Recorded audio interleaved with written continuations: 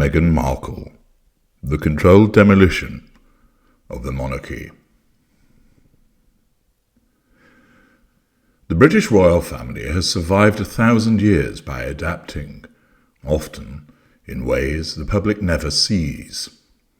What if the arrival of this one's wife, media-trained, American actress with a pre-existing profile, was not the chaotic accident it appeared to be, but the culmination of a quiet, decade-long contingency plan drafted by a small circle inside MI6, the Foreign Office, and certain palace modernizers.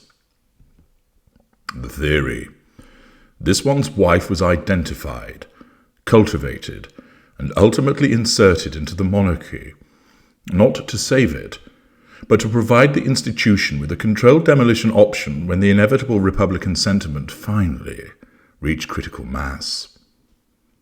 Consider the timeline with fresh eyes. By 2010, polling already showed that support for the monarchy among Britons under 35 had dipped below 50% for the first time. Intelligence assessments, leaked fragments of which surfaced in the 2021 Five Eyes document dump, warned that the death of Elizabeth II would trigger a 10 to 15-year crisis of legitimacy. Charles, with his decades of baggage, was never going to reverse the trend. William, dutiful but bland, was perceived as lacking the charisma to re-enchant a Netflix generation. The firm needed an exit strategy that preserved the family's wealth, global influence, and, crucially, Britain's soft power. Enter the California solution. In 2011-2012, a joint MI6 Foreign Commonwealth and Development Office paper allegedly circulated under the bland title Cultural Influence Vectors in the Anglosphere. It argued that Britain's greatest remaining leverage was no longer military or even financial, but narrative. Hollywood, Silicon Valley, and the American celebrity industrial complex had become the new Vatican. Whoever controlled the stories controlled the moral imagination of half the planet. The paper recommended identifying a high-agency, ethnically ambiguous, progressive-coded American woman who could be steered toward the royal family, marry in, generate enormous global fascination, and then, when the moment was ripe, orchestrate a spectacular, sympathy-drenched exit that would rebrand the Windsors as victims of a stuffy, racist institution. The monarchy would be allowed to collapse under its own anachronism, while the individual royals, especially Harry and this new princess, would then inherit the cultural capital. This one's wife checked every box with almost suspicious precision. Biracial, instant moral authority in the post-Ferguson, post-Obama era. Already famous but not A-list, therefore controllable. Demonstrated media fluency, the TIG blog, UN speeches, Suits press junkets. Existing ties to Canada, Commonwealth soft power gateway. A documented hunger for impact and changing the narrative. Her exact words in 2015 interviews. Even her pre-royal friendships look curated in hindsight. Marcus Anderson at Soho House, a known intelligence-adjacent networking hub. Jessica Mulrooney, daughter-in-law of former Canadian PM Brian Mulrooney. And Serena Williams, whose agent sat on the board of an FCDO-linked cultural NGOs. The matchmaking itself was improbably efficient. Violet von Westenhaus, daughter of a close friend of Prince Charles and an executive at Ralph Lauren, happened to introduce this one's wife to Harry in July 2016. Violet's father, a former Olympic skier turned baron, moves in the same Belgravia, Gloucestershire circles as the security services. The first date was arranged with extraordinary speed and secrecy. Harry, later admitted MI6-level precautions were taken from day one.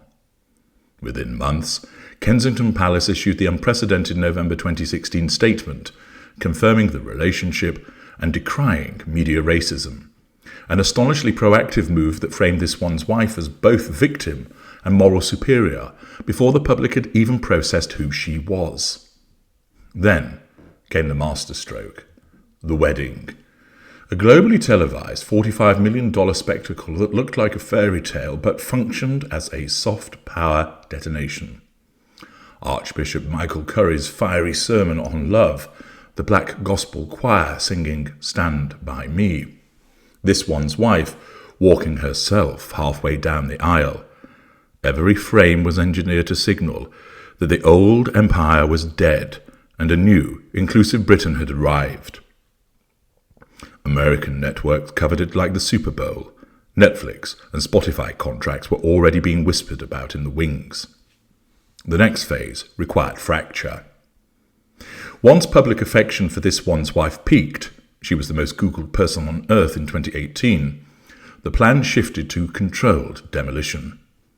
Anonymous briefings about difficult behaviour, clashes with staff, the tiara tantrum story, the straight-outta Compton joke attributed to Kate, all of it served to re-racialise and reclass the couple as American interlopers who did not understand the institution. When Harry and this one's wife finally Mexited in 2020, the narrative wrote itself. A hidebound, racist monarchy had driven away its best chance at relevance. Republican sentiment in Britain spiked. Support for the crown among young people cratered further. Mission accomplished. But the Windsor family did not lose. They quietly won bigger. Harry and this one's wife were worth an estimated $60 to $100 million, with Netflix and Spotify deals that dwarf anything the minor royals ever earned from the sovereign grant. They live in Monty Shitshow, surrounded by billionaires who shape global culture. Harry's memoir, whatever its literary merits, kept the story alive and profitable. And most importantly, the royals themselves are now seen as sympathetic victims of the couple's disloyalty, buying William and Charles precious years of goodwill. The beauty of the theory is that this one's wife does not have to be a witting Manchurian candidate. She only needed to be ambitious, progressive, and thin-skinned, qualities she advertised openly. The machinery around her did the rest. She got global fame, wealth, and, for a time, the moral high ground.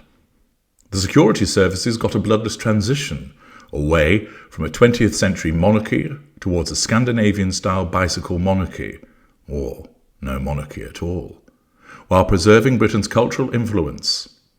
Harry, poor soul, was simply the perfect useful idiot, traumatized, angry, and desperate to be seen as good. Look at the outcomes in 2025. King Charles's reign is widely viewed as a placeholder. Prince William is deliberately boring, positioning himself as the last monarch rather than a vibrant one.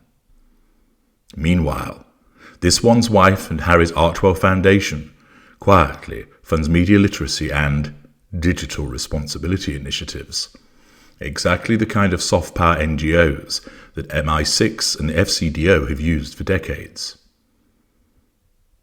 The monarchy is dying, yes, but on terms that preserve the elite networks that have run Britain for centuries.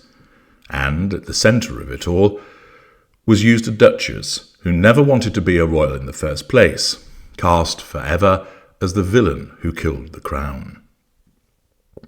Whether she was recruited on a yacht in Ibiza or simply spotted on Suits by a talent spotter with an unusual job title, the result is the same.